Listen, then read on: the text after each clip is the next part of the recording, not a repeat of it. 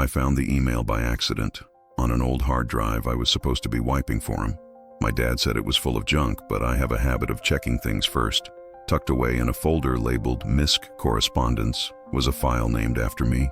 It contained a single-sent email, a letter of recommendation he had written for me a decade ago to a tech firm I was desperate to join. But it wasn't a recommendation. It was a character assassination, painting me as unreliable, lacking ambition, and prone to emotional instability. He called me a good person, but a poor investment. The rejection from that company had crushed me for years, and now I finally understood why it happened. That job was supposed to be my big break. I had just graduated with honors, and the position was a perfect match for my skills.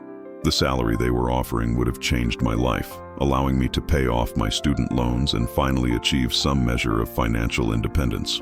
I went through 3 rounds of interviews, and the feedback was overwhelmingly positive. They told me it was down to me and one other candidate, and that the final decision would hinge on the strength of my references. I, of course, had listed my father, a well-respected figure in the business community, believing his word would be the key that unlocked my future. I remember the day the rejection email came. It was so cold and impersonal, a stark contrast to the warmth I had felt from the hiring manager. There was no explanation, just a generic, "We've decided to move forward with another candidate." I was devastated. When I told my dad, he put his arm around me and feigned a look of deep sympathy. He told me the corporate world was fickle, that I shouldn't take it personally, and that I was too talented to be held down for long. He made me feel like the failure was mine, a result of some unseen flaw they had detected, but he also gave me just enough encouragement to believe I could overcome it. Meanwhile, my brother Mark's career was taking off like a rocket. He had graduated a year before me from a less prestigious university with a lower GPA, but doors just seemed to open for him.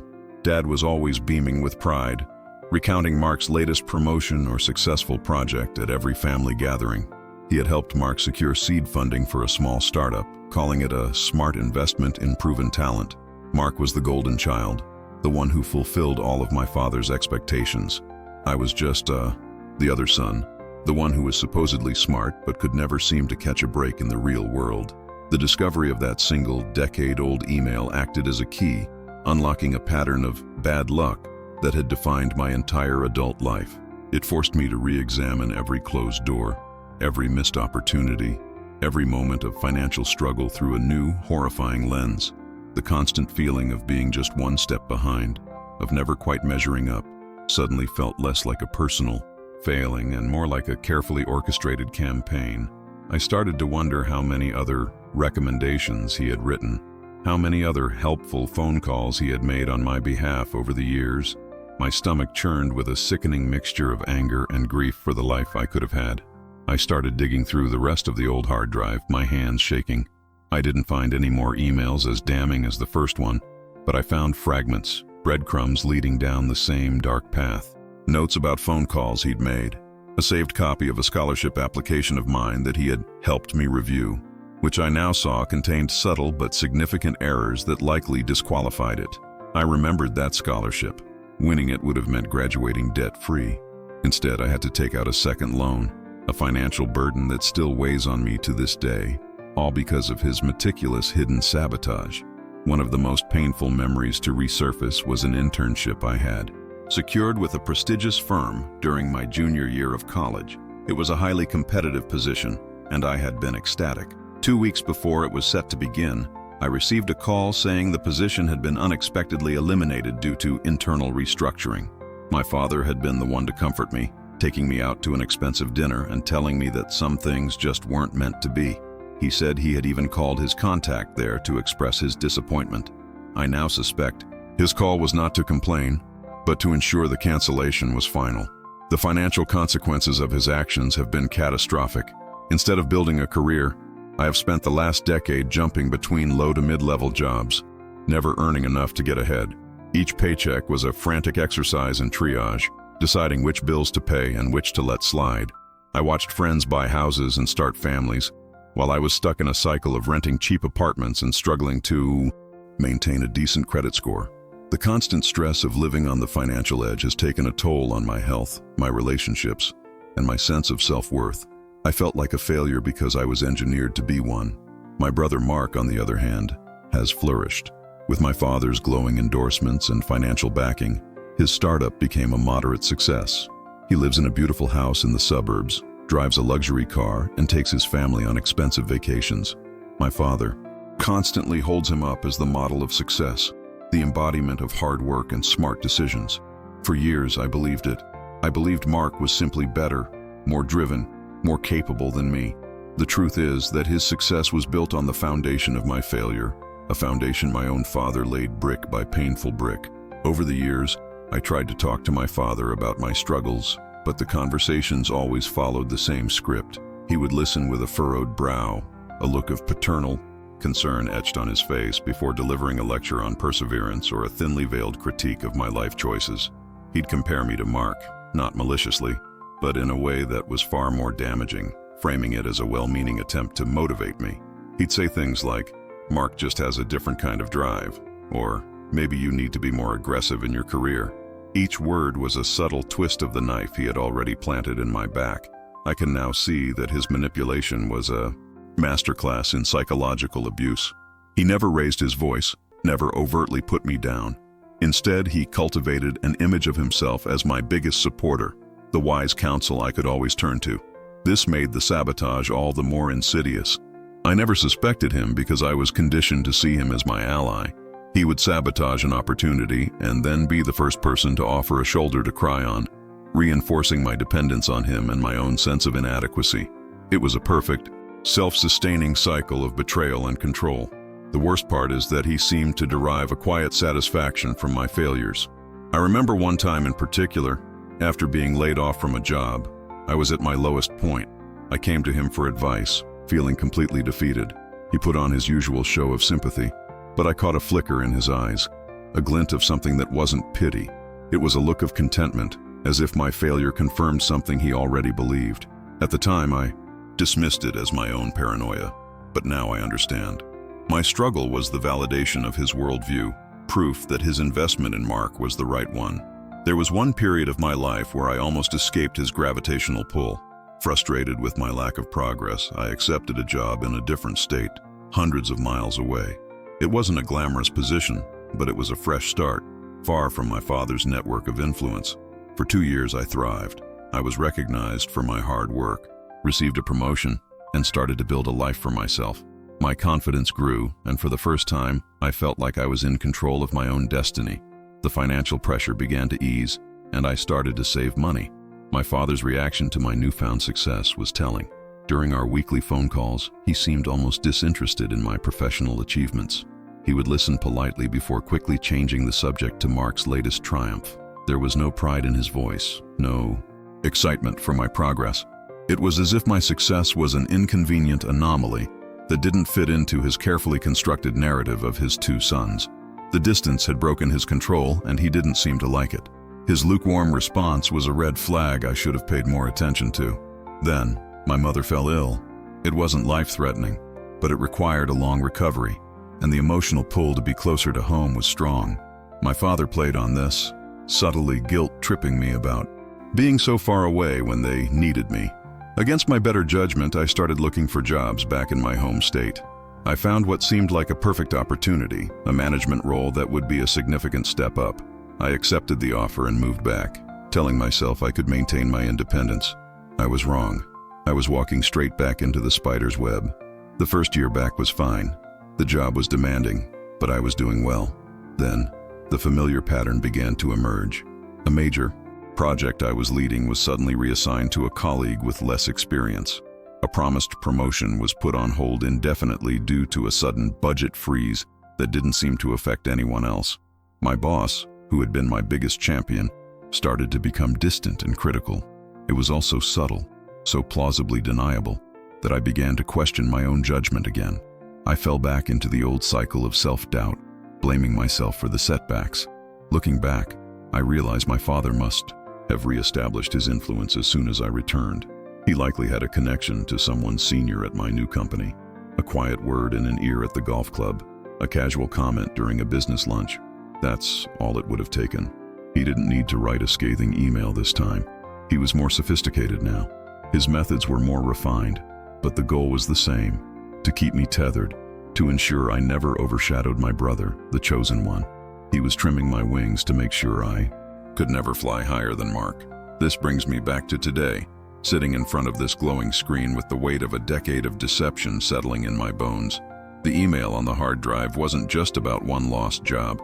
It was the key to understanding my entire life. It explained the constant struggle, the gnawing feeling of being fundamentally broken, the deep-seated belief that I was a disappointment. Every piece of financial advice he ever gave me now seems suspect. Every word of encouragement feels like a lie. He didn't just rob me of money, he robbed me of my own narrative. The psychological toll is almost impossible to articulate. For so many years I carried the burden of my failures as a deep source of shame. I internalized the belief that I was lazy, unfocused, and simply not good enough. This belief colored every aspect of my life, making me cautious and risk-averse. I avoided pursuing ambitious goals because I was convinced I would only fail. The realization that this entire identity was a construct, a lie fed to me by my own father, is both liberating and utterly devastating. I am a ghost mourning a life I was never allowed to live. Who am I, if not the failure he created? This question haunts me. Stripped of the narrative of my own inadequacy, I feel a profound sense of emptiness. There's a righteous anger, of course, a white-hot rage that simmers just beneath the surface. But underneath it all, there's just a vast, hollow sadness. I'm grieving for the confident young man who graduated from college, full of hope and potential. My father didn't just sabotage my career. He performed a slow, meticulous assassination of that person's spirit, leaving me a shadow of what I could have been. After I found the email, I sat in silence for a full day, just processing the enormity of it. Then, I drove to my parents' house. I didn't call first. I walked in and found my father in his study, reading the newspaper. I didn't raise my voice. I simply placed my laptop on his desk, opened the file, and turned the screen towards him. He read the email, his expression unreadable. For a moment, I saw a flash of something that might have been panic, but it was quickly replaced by a cold, steely resolve. The silence stretched for what felt like an eternity. When he finally spoke, there was no apology, no remorse. He justified it. He told me he did it because he had to make a choice, to back the stronger horse. He said Mark was a natural leader, a born winner, while I was too sensitive and intellectual for the cutthroat world of business. He claimed his actions were a form of protection, steering me away from a world where I would inevitably get hurt and fail.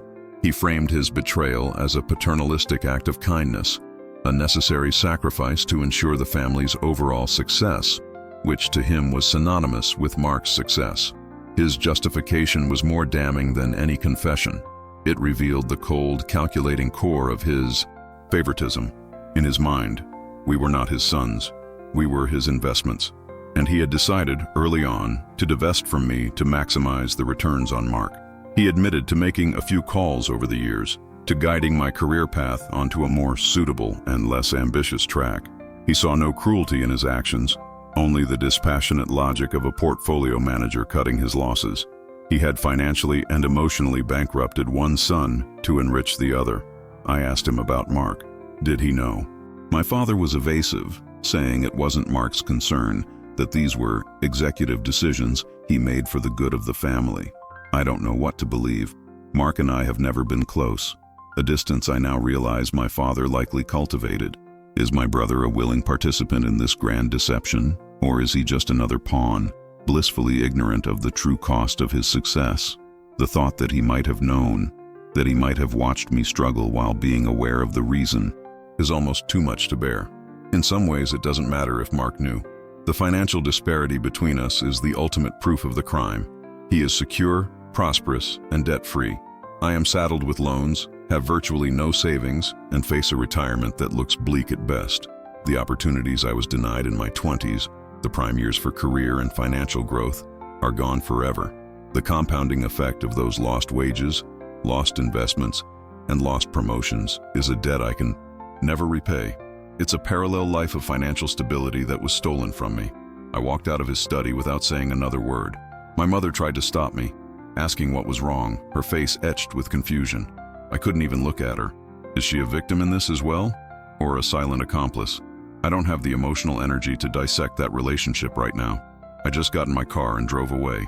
I haven't spoken to any of them since that day. The silence is a relief, but it's also a stark reminder of my isolation. I have lost not just a father, but my entire family history. The anger comes in waves, hot and suffocating. I want to scream, to break things, to make him feel a fraction of the pain and frustration I have endured for years.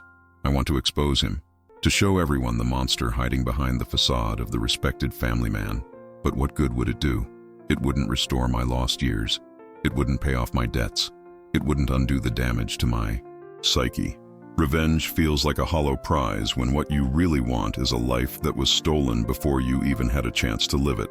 So I am left with the cold, hard reality of my situation.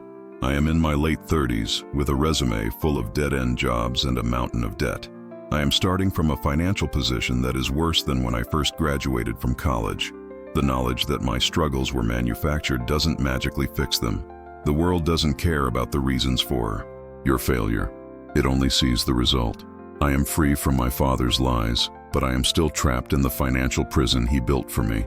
The truth has set me free, but it has also left me homeless. I've started applying for jobs again, trying to salvage what's left of my career. But it's difficult. Recruiters look at my work history and see a lack of commitment, a failure to advance. How do I explain the last 15 years? How do I articulate that my career was kneecapped by the person who was supposed to be my greatest champion? It sounds like a bitter, unbelievable excuse. The long-term effects of his sabotage have become a part of my professional identity, a stain that I can't seem to wash out. Some days, the despair is overwhelming.